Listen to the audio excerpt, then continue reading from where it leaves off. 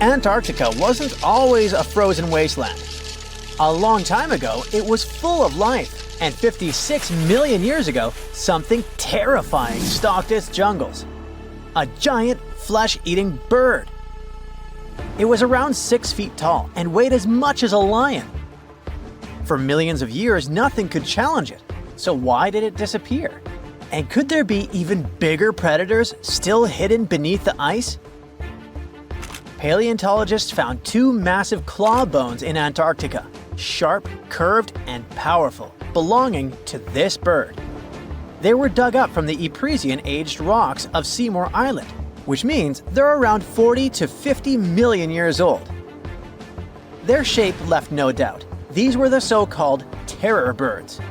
Their scientific name is Forus raceti, some of the most fearsome predators to ever walk the earth. They were flightless and didn't even need wings. Instead, they could sprint at breakneck speeds, like ostriches from a nightmare. For millions of years, these birds ruled South America. But now, for the first time, their presence has been confirmed in Antarctica. No surprise here. Back then, South America and Antarctica were still connected, allowing animals to easily commute between continents. So these birds probably migrated south to adapt to life on Antarctica's prehistoric landmass. It didn't just survive here, it thrived. But at some point, this nightmare of an animal vanished. Why? Most likely because of the temperature changes. Antarctica was cooling, slowly turning into the frozen wasteland we know today. Its prey may have declined, leaving the predator without enough food. Eventually, it disappeared, leaving no descendants behind. Researchers hope that they'll find a complete skeleton eventually. They're also wondering where there might be even bigger species waiting to be discovered. Perhaps these birds evolved into a completely new Antarctic lineage. But for now, all we have are 2 giant, creepy claws. People often think that there are almost no animals or plants in Antarctica. But that's not true at all. Penguins waddle around, and forget the cute tiny ones. Antarctica used to have 6-foot-tall monsters. The emperor penguins are the largest penguin species alive today. They can dive over 1,800 feet deep and hold their breath for over 20 minutes. There were giant ancient penguins around 38 million years ago. They were the size of humans. Fossils show they had long, sharp beaks, making them terrifying hunters of fish and squid.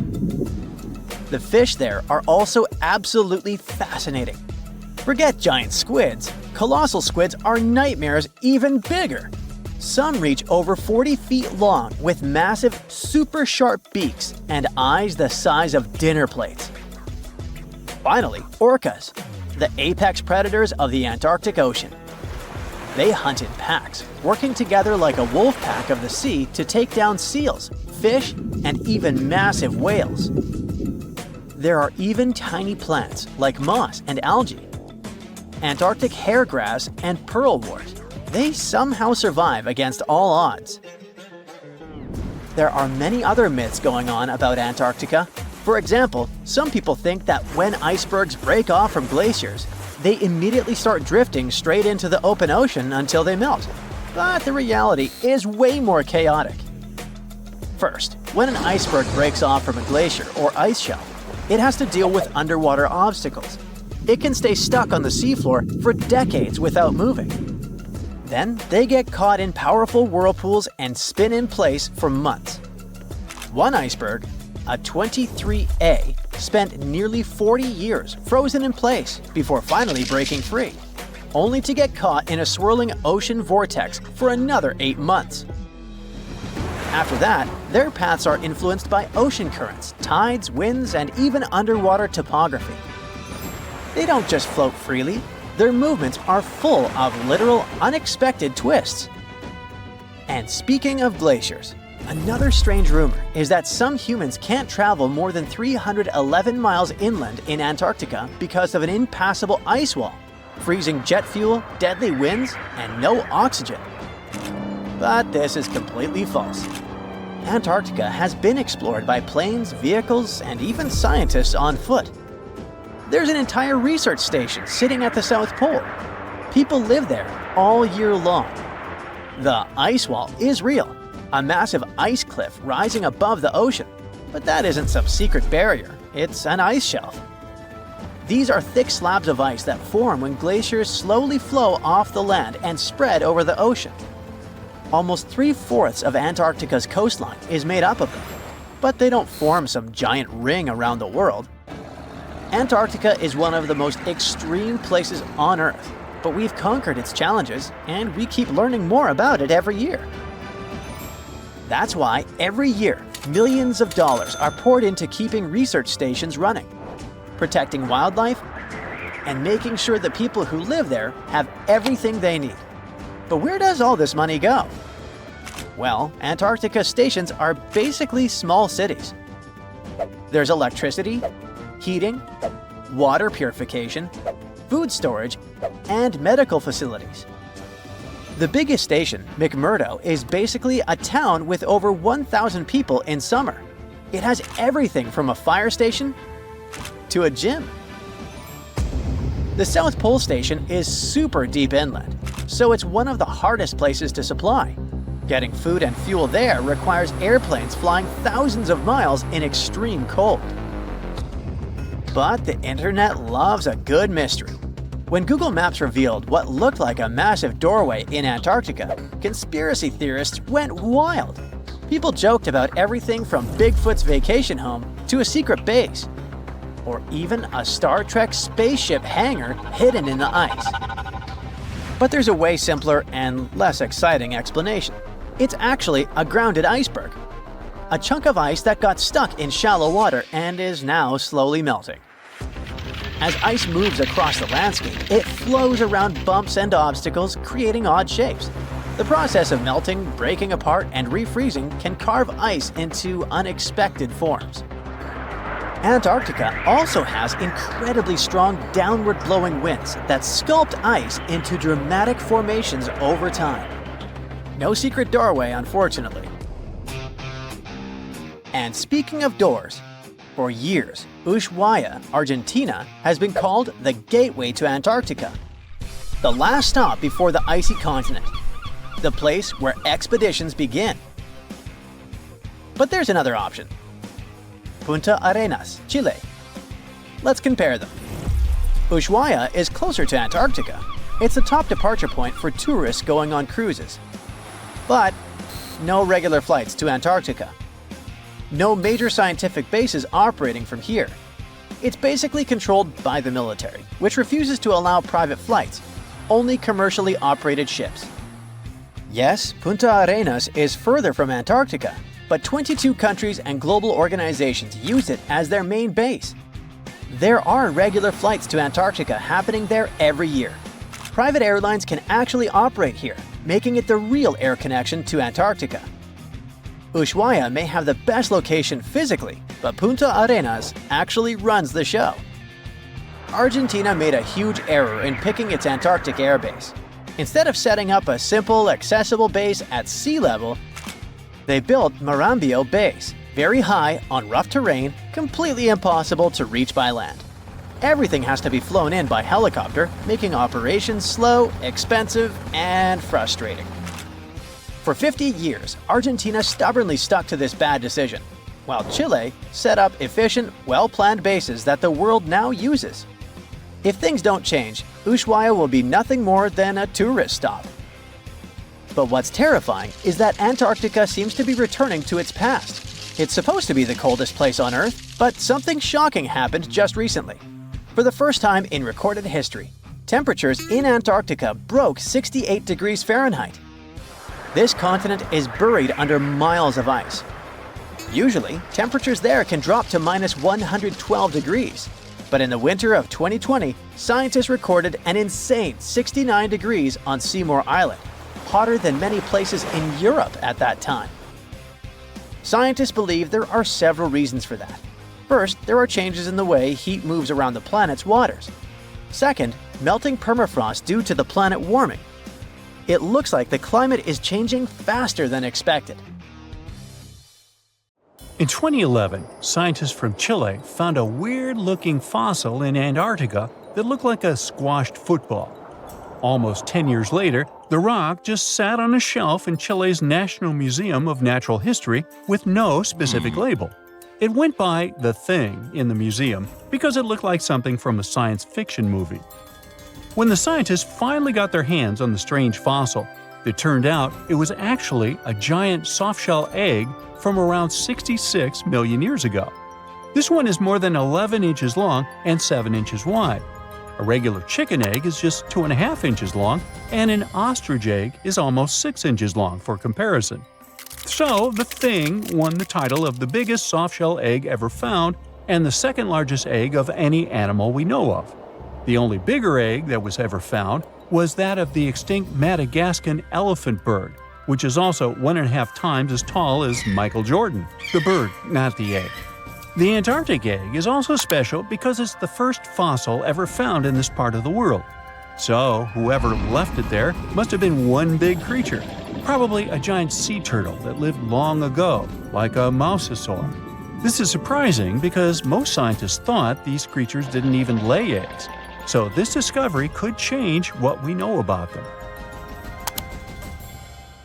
The egg is also unique because it has a thin eggshell and no pores, which is totally different from most dinosaur eggs.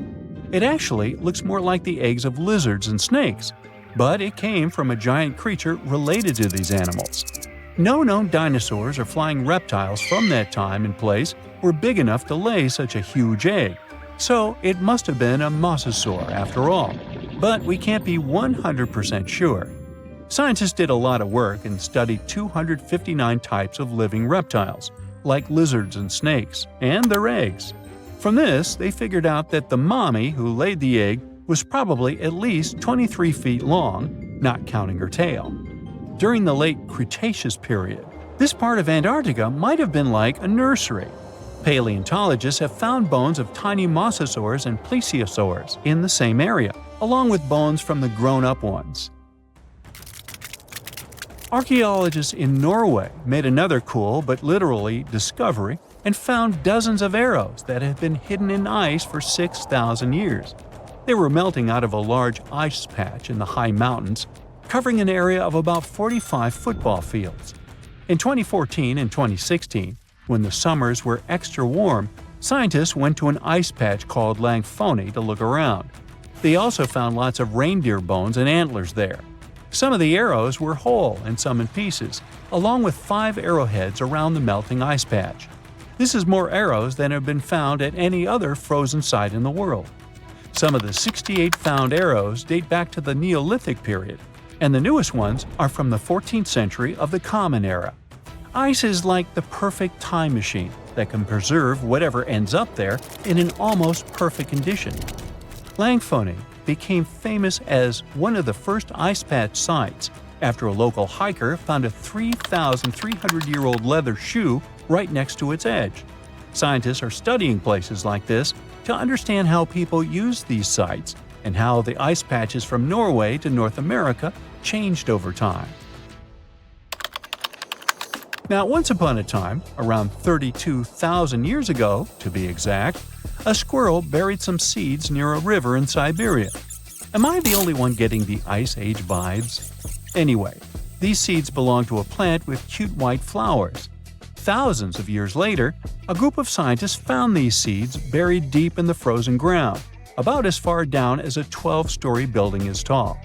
The seeds were surrounded by ice and bones of animals, like mammoths, bison, and woolly rhinoceroses.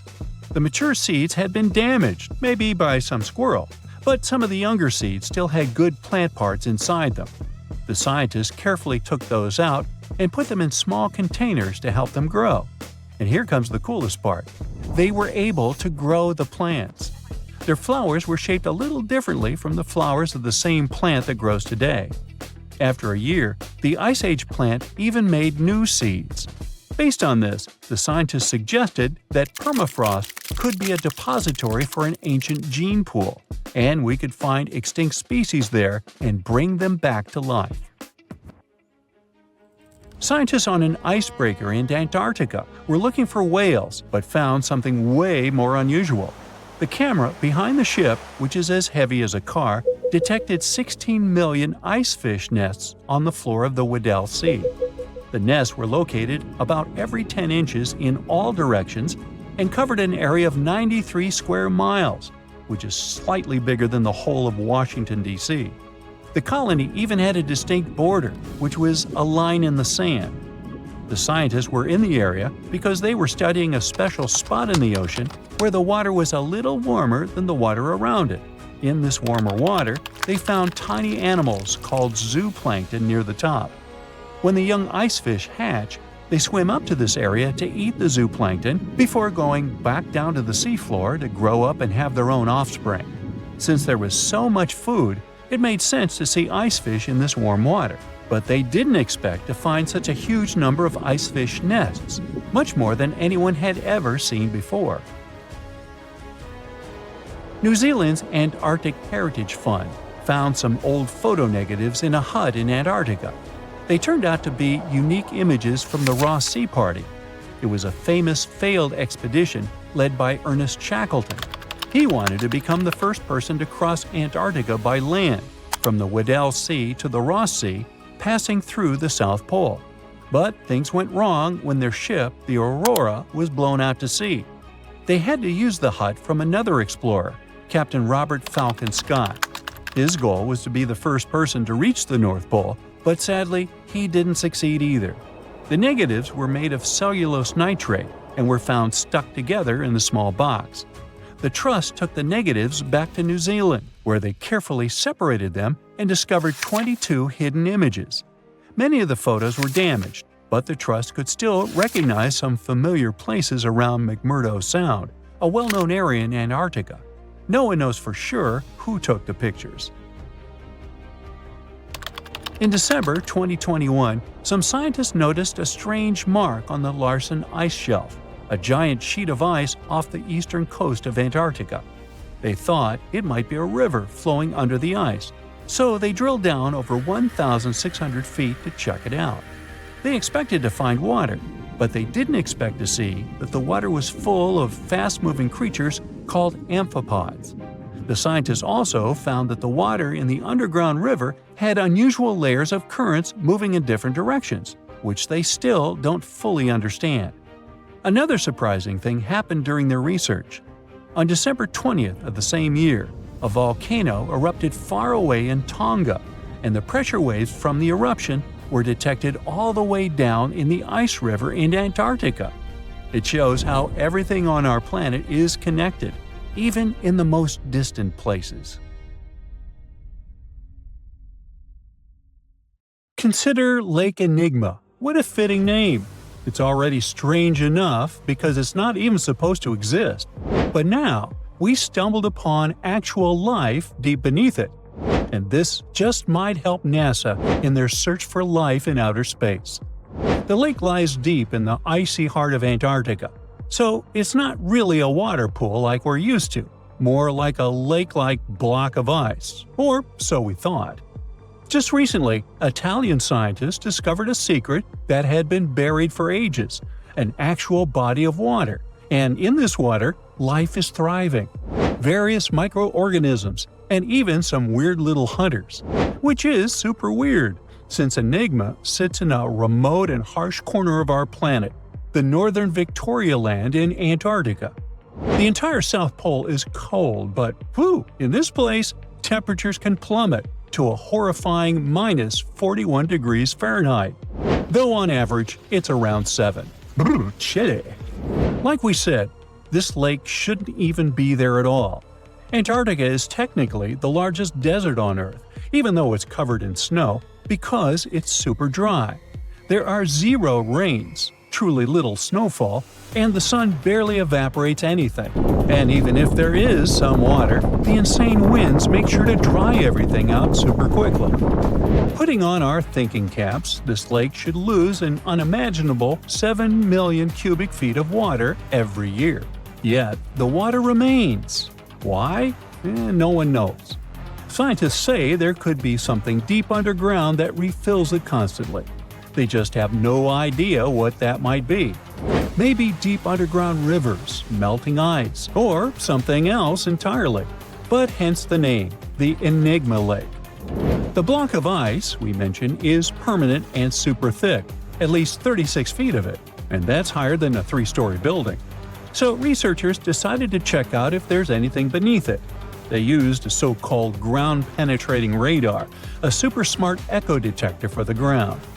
This radar sends invisible radio waves into the Earth. When they hit something underground, like rocks, water, or anything else, they bounce back to the device. By measuring how long it takes for the signal to return and how strong they are, we can determine the distance and what exactly the radar hit. That's how animals like bats, whales, and dolphins can see underwater. And we humans stole this cool nature idea to research buried structures and hidden caves.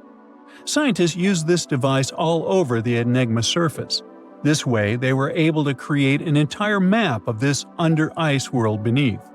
The water itself wasn't surprising. It's the unique ecosystem in it that shocked them. Unfortunately, no secret monsters or extraterrestrial secrets this time. But there are microorganisms there that may not exist anywhere else on Earth. Somehow, these creatures have managed to survive in complete isolation and extreme cold. It's not that we don't know these microorganisms, we've met them before, just not exactly like this. There are a couple groups hanging out down there. The first one is Bacteroidota. They love breaking down complex molecules, especially in your stomach, and help digest tough plant fibers. They mostly hang out inside us, but in the outside world, we might occasionally find them in soils and oceans. Then Actinobacteriota, genius chemists among bacteria. They decompose organic materials and help the soil get healthier. They're also famous for producing antibiotics, so we owe a lot of our medicine to them. The third one is Pseudomonadota. These guys weren't a surprise. They're crazy adaptable. They can thrive pretty much anywhere, from soil to water to the human body. Some of them are good, helping plants grow and in nutrient cycles, but others can be opportunistic pathogens. Ooh, bad guys.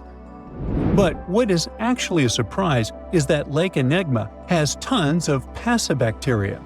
They're ultra-small even for microorganisms and can barely do anything themselves.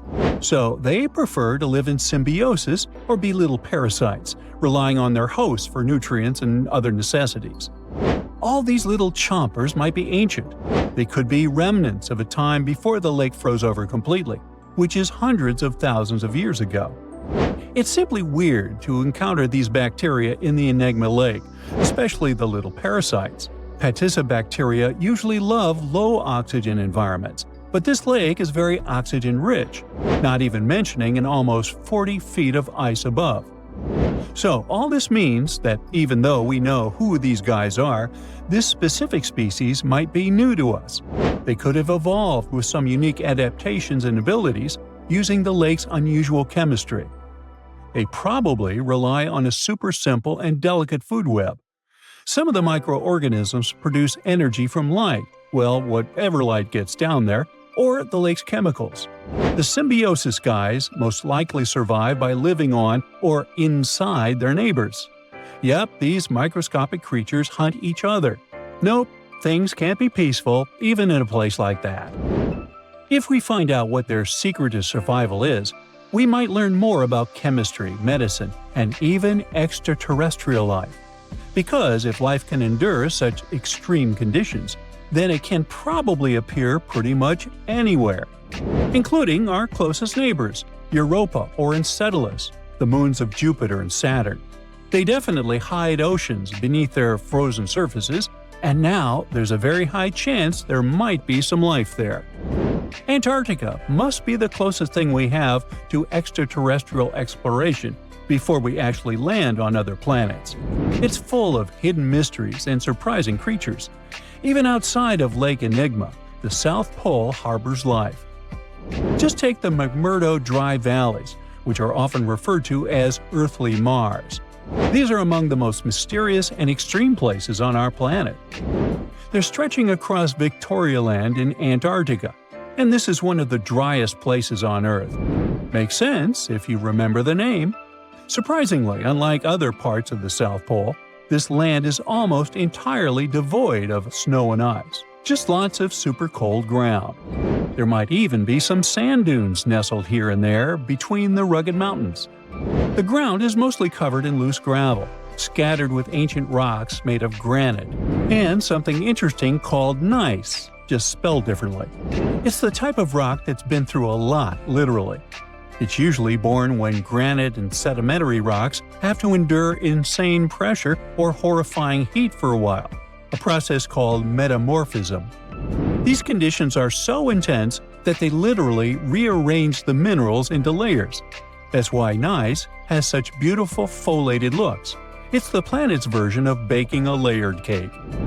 It's amazing because this place is almost exactly the way it was millions of years ago.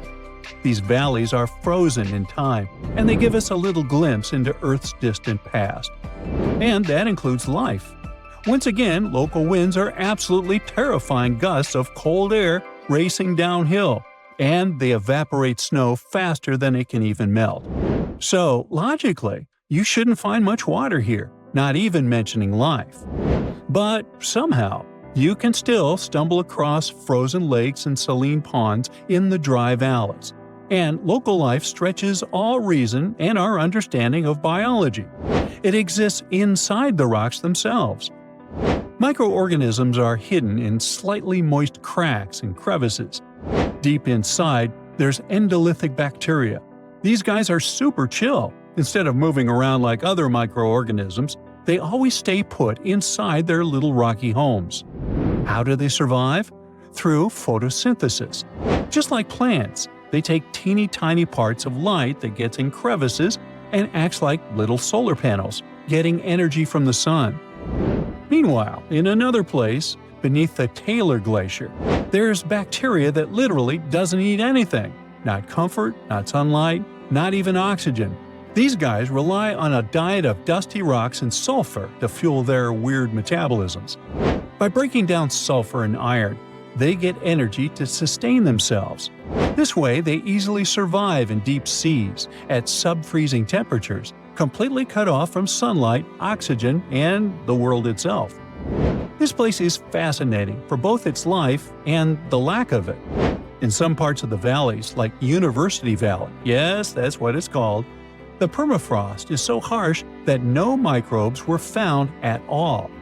This might be one of the only places on Earth where life appears to be completely absent, a quite scary idea. Anyway, now scientists are thinking about learning more about Lake Enigma and drilling this Mars-like environment, exactly for that reason, to see how we could get samples from Mars in the future.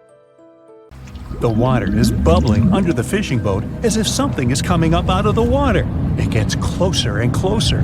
The water seems to boil. Suddenly, you see giant jaws and glistening teeth.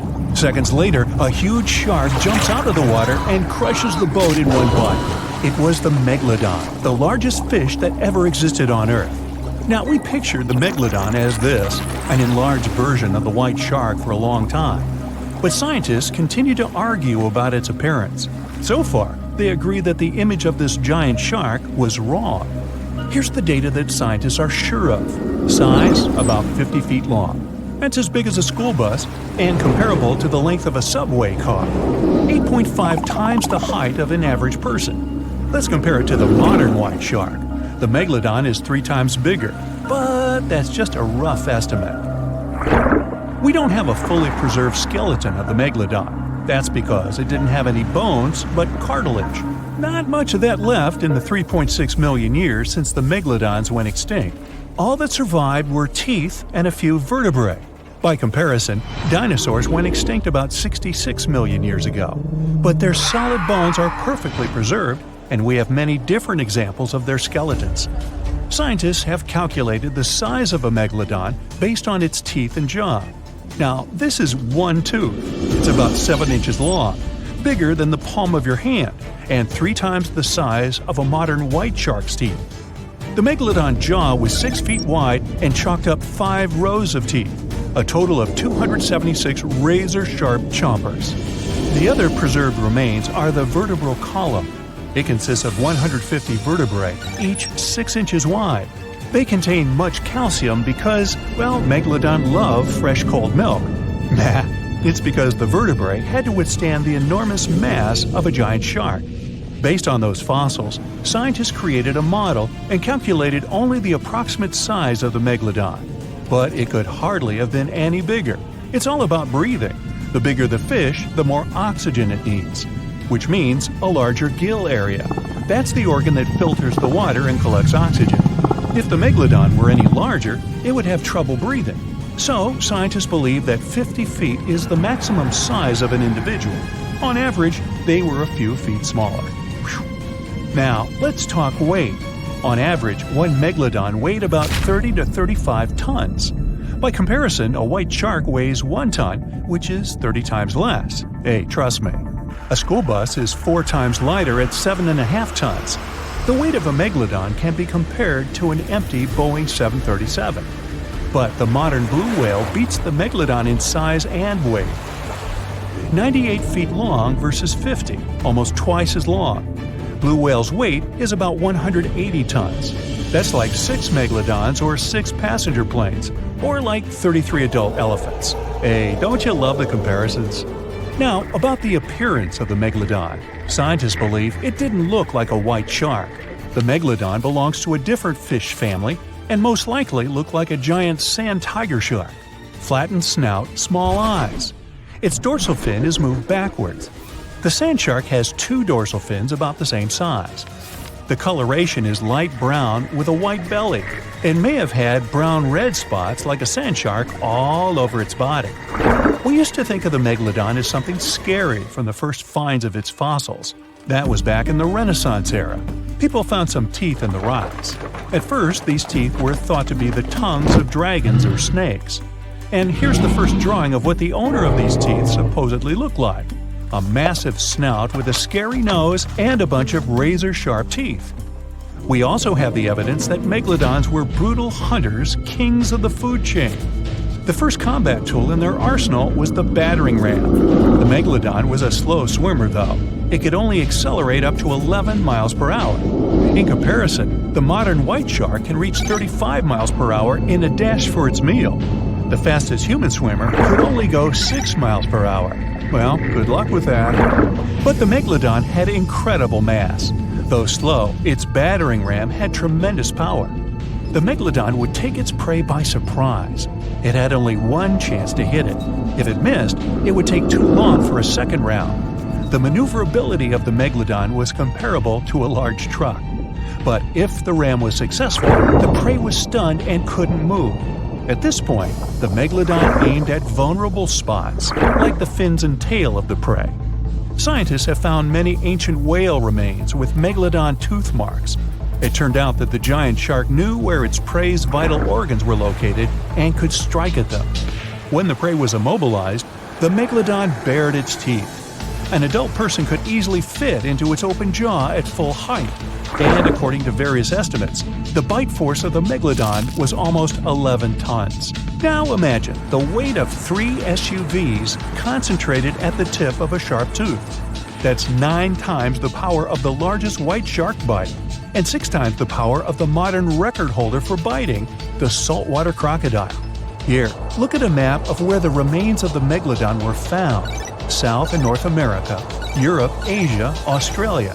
It was the master of all seas and was comfortable anywhere on our planet. We've even found some remains of the giant shark in freshwater sediments. Perhaps it wasn't afraid to enter rivers to hunt. Now, other scientists say that maybe the Megalodon wasn't even a predator, all because of its size. It couldn't swim fast. It couldn't even make short dashes like the white shark. If prey tried to escape, the Megalodon didn't rush into pursuit because it could never catch up with it. Another problem is the skeleton of the Megalodon. The cartilage is weaker than the bones, so the musculature of the giant shark was not as massive and robust in the first place.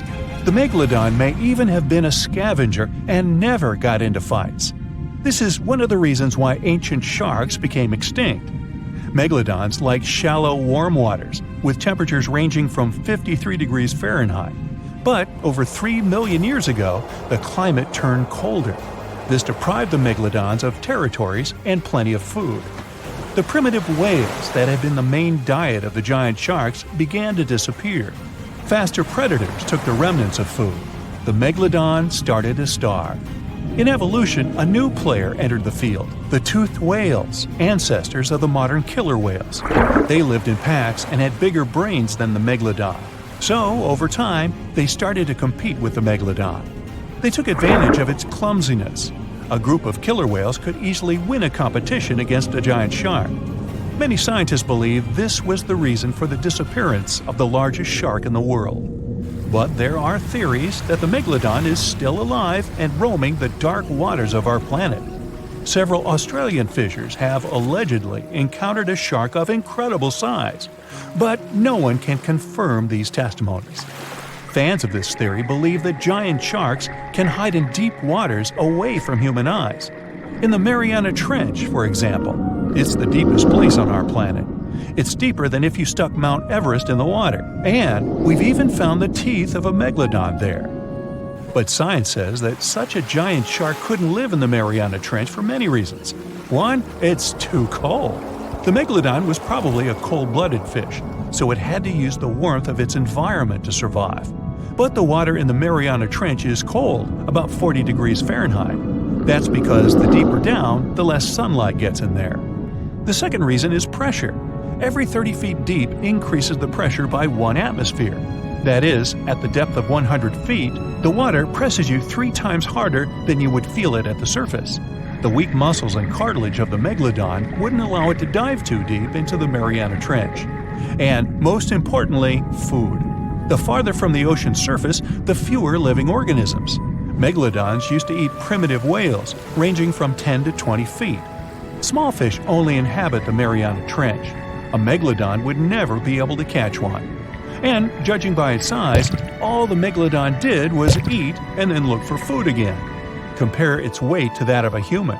The average human should get about 2,000 calories a day with an average weight of about 180 pounds. The megalodon weighed 470 times that and needed many more calories. So, even all the fish inhabiting the Mariana Trench could hardly feed a megalodon for even a few days. So, all these theories, of course, are not true. But still, it's just smart to be careful out there. Know what I mean?